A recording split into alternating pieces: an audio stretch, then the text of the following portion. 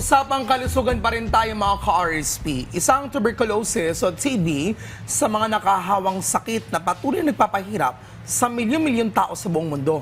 At sa Pilipinas, tinatayang mahigit 700,000 Filipinos ang nagkakaroon nito taon-taon. Kaya bagamat nagagamot, mahalaga pa rin malaman ang mga sintomas at kung paano ito maiiwasan. Kasama natin this morning si Dr. Hermogenes Masangkay Jr., pulmonologist and internal medicine specialist para bigyan tayo ng karagdagang kaalaman at tungkol dito. Welcome to Rise and Shine Pilipinas, Doc. Welcome po. You're welcome, tears. Pero Doc, thank you so much for your time. Pag-alat po ng oras para makausap po namin kayo patungkol sa sakit ng tuberculosis. Doc, karaniwang sakit ang tuberculosis, pero can you explain further to us?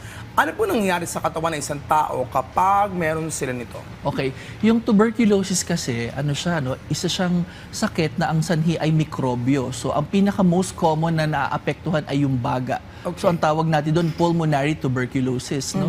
Although, other organs of the body can also be affected. So, anything outside the lungs, we call it extrapulmonary tuberculosis. No? So, yung mga kadalasang simptomas sa baga is usually matagal na ubo, more than 2 weeks of cough, tapos naglalagnat sa hapon, nangangayayat, unintentional weight loss, no? Tapos naglalagnat sa hapon din. Tapos minsan nahihingal. Worst case scenario, dumudura sila ng dugo, ano? Okay, although this is treatable kasi nga sa health centers, diba, meron talagang gamot for this, nakatutok ang mga TB task force ng bawat barangay. But if we're talking about tuberculosis, like yung sinabi niyo po sa ibang parte ng katawan, covered ba yun? Yes, oo. Okay. Nagagamot yan. Yung gamutan ng pulmonary TBs, nagagamot din yung extrapulmonary TB.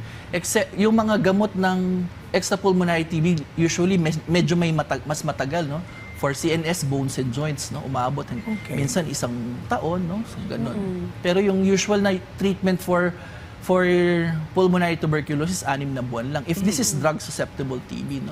So may TB na tinatawag na active tsaka latent TB. Pag sinabing active TB, the symptoms that you are experiencing, tapos ikaw yung nakakahawa.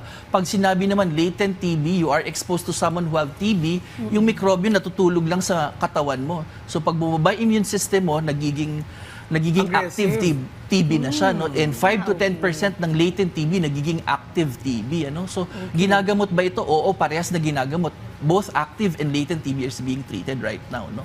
Tapos meron din tinatawag na drug susceptible tsaka drug resistant TB. Drug susceptible TB yung mga first line treatment na gagamot, no? At saka yung second line treatment naman for those who are drug resistant. So yung first line treatment di na gumagana, so second line treatment na yung gumagana. Pero nagagamot na rin siya. Ano? Okay. And Doc, gaano po katagal yung paggagamot ng mga TB po? Kadalasan ang po ba yun gamutan is sa edad? 6 na buwan. 6 na buwan yung gamutan. Ano? Okay. And ano po ba yung mga senyales nito na may TB ang isang tao? Like you mentioned earlier, 2 weeks na nagkakaubo. So pag napabayaan, pwede siya mag-progress as TB. Oo. So more than 2 weeks of cough, no? In spite of taking any form of antibiotics, hindi gumagaling, ano? So, ubo ng ubo, no? Naglalagnat sa hapon, unintentional weight loss, naglalagnat, no? So, yun yung mga sintomas. Worst case scenario, dumudura na ngayon ng dugo yung iba, no? Okay. Of all the kinds of tuberculosis po na nabanggit niyo, I mean, dapat talaga lahat bantayan nito. Pero alin sa mga ito yung talagang madalas naranasan ng mga Pilipino? And what could be the worst case scenario that is leading to death para sa isang taong may tuberculosis? Ang problema kasi minsan, pag yung pasyente uminom na ng gamot, no, nakakaranas na ng ginhawa sa katawan, tinitigil na nila. Yun ang ayaw nating mangyari. Ano? Kasi the moment na tinigil yung gamot, nagkakaroon ng high risk for drug-resistant TB. Ito yung mga TB na mahirap gamutin. Ano?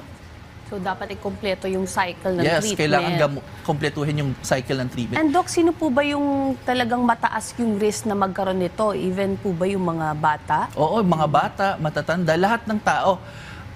All levels of all classes ng tao, mayaman man o mahirap, pwedeng maapektuhan ng TB kasi ang manner of transmission is airborne. So when you cough, when you sneeze, when you saliva, when to others, you can get affected, no?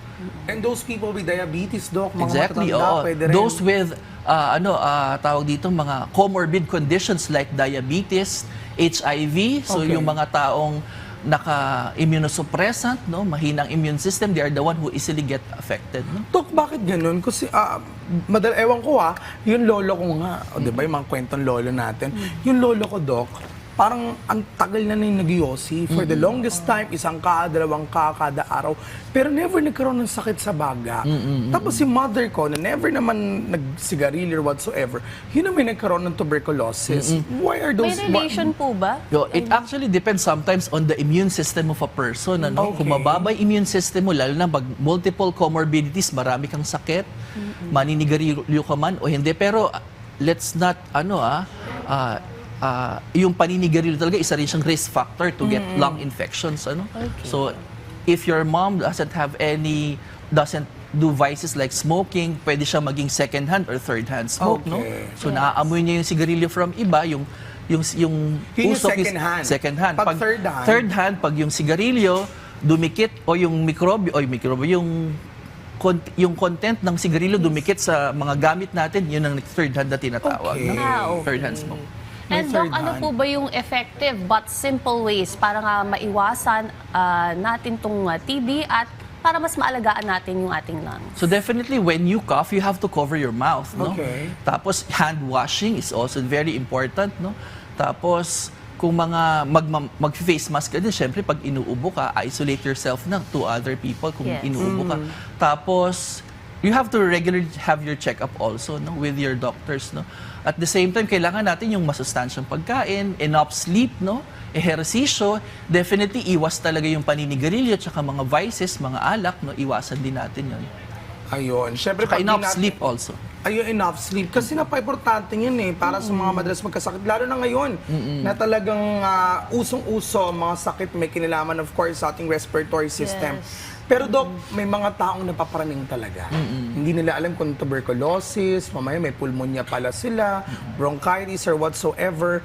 Ano po yung pinaka-difference itong tuberculosis with other kinds of respiratory diseases na pwede maranasan ng Oo, tao? ang pneumonia usually caused by also bacteria, no? Okay. Usually gumagaling sila in 1 week of 2 weeks of antibiotic. Pero yung TB, in spite of antibiotic, hindi siya gumagaling. In spite of 1 week or 2 weeks antibiotic, hindi siya gumagaling, no? So talagang mahaba yung gamutan, ano?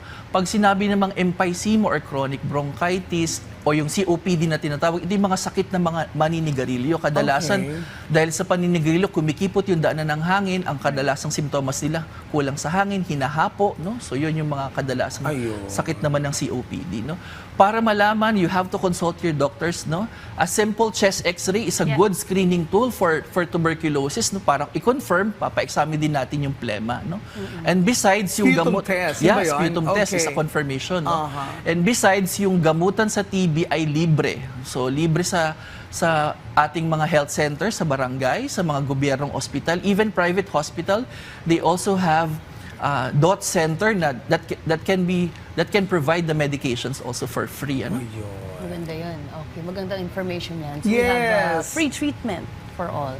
Ayan mga ka-RSP, sa kalusugan, mas mabuti po ang sigurado. Maraming salamat. That was Doc Hermogenes. Thank you, Doc. Thank you.